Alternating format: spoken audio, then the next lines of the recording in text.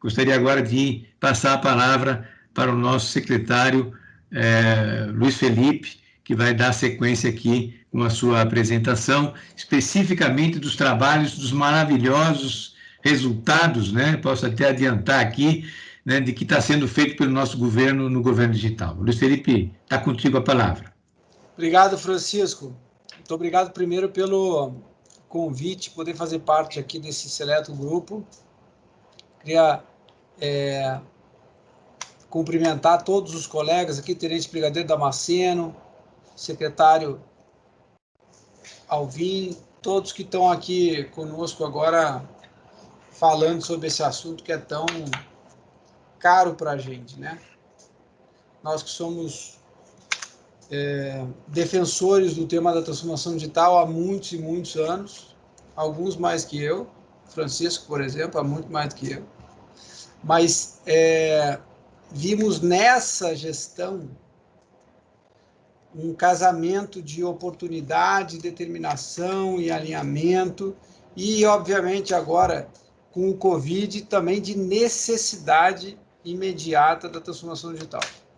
Então, eu me sinto aí num momento especial dentro do governo, tá podendo participar disso aqui, minha equipe também está com esse mesmo sentimento, e eu queria compartilhar com vocês o que conquistamos nesse ano que passou, totalmente alinhado com o manifesto, totalmente alinhado com a E-Digital. Nós, desde o princípio, participamos da elaboração da E-Digital, na época ainda governo Temer, e fizemos questão de que ali ficasse muito claro quais eram os objetivos da transformação digital do próprio governo e o quanto isso gera sinergia e externalidade positiva para a economia brasileira. A marca ou a mensagem que nós estamos passando da transformação digital do governo, que nós decidimos passar e que, graças ao esforço de muitos, se tornou uma realidade incontestável, já o que era uma promessa ali no momento da transição de governo, agora é uma realidade, é o gov.br, que nós estamos implementando e desenvolvendo para se tornar o maior portal de governo do mundo. Não tenho a mínima dúvida que até o final dessa gestão, ou muito antes disso, nós vamos chegar nesse marco, que é um marco simbólico, naturalmente. Nosso objetivo é, de fato, fazer com que todos os brasileiros tenham seus serviços e políticas públicas atendidas por canais digitais. Como já foi dito, o documento e o comando presidencial que empacota ou que descreve esse caminho, essa jornada, é a Estratégia de Governo Digital 2020-2022, que foi publicada pelo presidente a partir do decreto 10.332 e tem objetivos, iniciativas, indicadores e metas muito claras, muito específicas e que foram construídas em conjunto, né, com a proposta do órgão central, da Secretaria de Governo Federal, Digital, com a colaboração de vários órgãos públicos e também com a colaboração do setor privado e do cidadão a partir de consultas e audiências públicas que foram realizadas durante o ano de 2019. Agora, em 2020, nós já temos o gov.br, que, como eu falei, agrupa as iniciativas e que passa a ser o que o cidadão percebe no final do dia, com mais de 4.100 serviços públicos oferecidos na plataforma, que é a totalidade de serviços públicos oferecidos pelo Poder Executivo Federal. Atingimos a marca de 65% desses serviços já são totalmente digitais, ou seja, o cidadão não precisa se deslocar para fazer desde o pedido até o acompanhamento e o recebimento daquele bem público, serviço, informação que ele está buscando. O portal chegou ao pico em dezembro de 2020 de 107 milhões de páginas visitadas, com um universo de 88 milhões de brasileiros, o que representa 60% aproximadamente da população conectada do país. Vejam, nós nascemos em 2019. Eu não estou falando aqui de um projeto ou de uma política que já vinha com essa volumetria desde muito tempo, que cresceu incrementalmente. Nós crescemos exponencialmente, a ordem de 51 vezes em 24 meses, com 3,6 milhões de usuários novos todos os meses, e nessa velocidade que está claríssimo aí no gráfico. Isso representa não apenas um esforço hercúleo de todo o governo, de todos os órgãos, do Ministério da Ciência e Tecnologia, do Ministério da Saúde, da Presidência da República, do Ministério da Economia, todos os órgãos, sem exceção, mas principalmente uma coordenação da presidência, que nos deixou muito à vontade para executar essa política estratégica, e de como eu falei, uma oportunidade e necessidade do momento que vivemos. No GovBR, nesses também 24 meses, nós executamos a inédita política pública de unificação de canais digitais, o que, do ponto de vista de percepção e de experiência do cidadão, e principalmente de mensagem de unidade governamental, é essencial e incrível. Nunca antes tinha sido sequer tentada, em razão de que eu estive aqui em iniciativas anteriores, de que era considerada impossível de se realizar. Então, algo que é tecnicamente até trivial, né? Não é uma complexidade técnica, mas é muito complexo por vista institucional, porque cada ministério, cada agência, cada autarquia se sentia, né, como um governo à parte. Hoje, com a unidade que nós temos, conseguimos migrar todos os ministérios, exceto o Banco Central, que foi excepcionalizado em função da proposta de independência, e aí a gente entendeu, junto com o Banco Central, que aí não deveríamos investir energia na migração do Banco Central nesse momento. Os 25 portais mais acessados do governo foram todos migrados. A ANAC é uma que está em término, é a única que ficou pendente, mas está em término, isso é questão de semanas. E migramos no total mais de 100 portais, criando o que nós vimos no slide anterior, um portal de escala mundial. Em 2020 também, nós adquirimos 42 milhões de novos cidadãos para a plataforma e tivemos mais de 1 bilhão de autenticações com sucesso. Porque um dos pedaços do GovBR é o que a gente chama carinhosamente de entrar com o GovBR. É o login, a primeira barreira que a gente coloca para todo o nosso usuário, nosso cidadão. Como que ele se identifica para consumir um serviço público digital? Algo que era extremamente difuso até 2 anos atrás.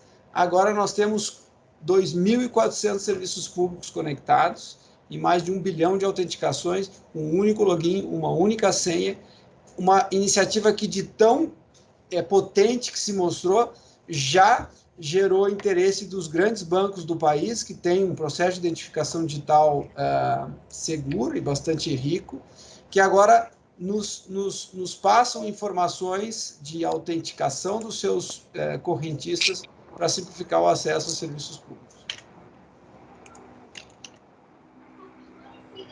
Um outro pedaço da plataforma, que é a Caixa Postal Digital, enviou em 2020 mais de 136 milhões de mensagens. É uma tecnologia que nós envolvemos em parceria ou com base na tecnologia do governo do Reino Unido, que foi também parceiro na transferência desse conhecimento e dessa plataforma. Algo que aceleramos muito também foram as parcerias internacionais em 2020. Fizemos acordo com o Reino Unido, fizemos acordo com a Dinamarca, estamos costurando novos acordos internacionais com os países que são referência em transformação digital de governo. Naquilo que mais é visto pelo cidadão como um grande avanço nesta área de transformação digital do governo, o que em 2017 eram apenas 34%, pouco mais de 500 serviços digitais oferecidos para o cidadão, ou seja, em 2017 eram um pouco mais de 500 serviços digitais. Hoje nós já chegamos eu vou fazer questão aqui de marcar com uma caneta para que você saiba o que eu estou me referindo. Hoje nós saímos de 561 serviços digitais e chegamos ao número de 2.670 serviços totalmente digitais, que equivale, como eu disse mais cedo, a 65% de todo o rol de serviços públicos federais. Neste período, 2.500 novos serviços, dos quais 2.100 totalmente digitais. Isso é claro e evidente a prioridade desse governo de reduzir burocracia, de tirar a burocracia das costas de quem trabalha e quem produz e gerar, a partir do digital, oportunidades de inovação e, principalmente, eficiência. Lançamos no finalzinho do ano, em novembro, junto com aqui o Ministério da Economia, a Secretaria do Tesouro Nacional, o PagTesouro, que é o meio digital de pagamento de taxas e obrigações públicas. Algo que todos nós já sofremos em algum momento por esse calvário, né? Quando você tinha que pagar alguma taxa, tinha que pegar um boleto, uma GRU, e ir até o Banco do Brasil, porque esse era o único banco que podia receber esse pagamento, esperar que ela fosse compensada 2 dias depois, para poder, então, exercer o seu direito de consumir determinado serviço público, seja emitir um passaporte, seja pagar uma multa de trânsito, entre outras coisas. Agora, com o PagTesouro, que já está integrado ao inovador Pix, também lançado pelo Banco Central, você paga de forma instantânea, usando cartões ou transferências do Pix, e em menos de 2 meses a gente já teve mais de 12 mil pagamentos realizados, uma plataforma que foi lançada com muito sucesso e está tendo a adesão de muitos órgãos públicos para simplificar a vida de todo brasileiro. Citando aqui alguns exemplos, a carteira de trabalho digital nesse ano 2020 foi essencial para a garantia da cidadania. Falo porque o seguro-desemprego, que se tornou um serviço muito buscado em função dos impactos econômicos do Covid, a partir do fechamento das agências do trabalhador nos municípios e estados, que decretaram de forma individualizada lockdowns regionais, se tornou um serviço que só pôde ser acessado porque ele está disponível na carteira de trabalho digital. Tivemos, em picos de solicitação de seguro-desemprego na pandemia, mais de 90%, que dava em torno de 700 mil pedidos de seguro-desemprego sendo realizados de forma digital todo mês, em função da estratégia que a gente vem conduzindo, e aqui um produto da Secretaria de Previdência e Trabalho. Um outro, como foi citado, e aí os números já são até maiores que esse que estão aí no slide, o outro, como foi citado pelo secretário Alvim, o auxílio emergencial, plataforma totalmente digital, do cadastro ao pagamento, que permitiu que mais de 120 milhões de pessoas fossem impactadas, com mais de 67 milhões de elegíveis, e gerou o maior banco digital da América Latina, com mais de 30 milhões de contas abertas, e que gerou, entre várias externalidades positivas, econômicas e sociais, uma inclusão financeira dos brasileiros, redução de circulação de papel moeda e todas as facilidades e benefícios de economia digital, que está, obviamente, ligado ao nosso principal objetivo. Tudo isso nos levou, em 2020, a ser classificado pelas Nações Unidas como o 20º país do mundo com a melhor oferta de serviços públicos digitais. Senhores, isso é muito, muito relevante.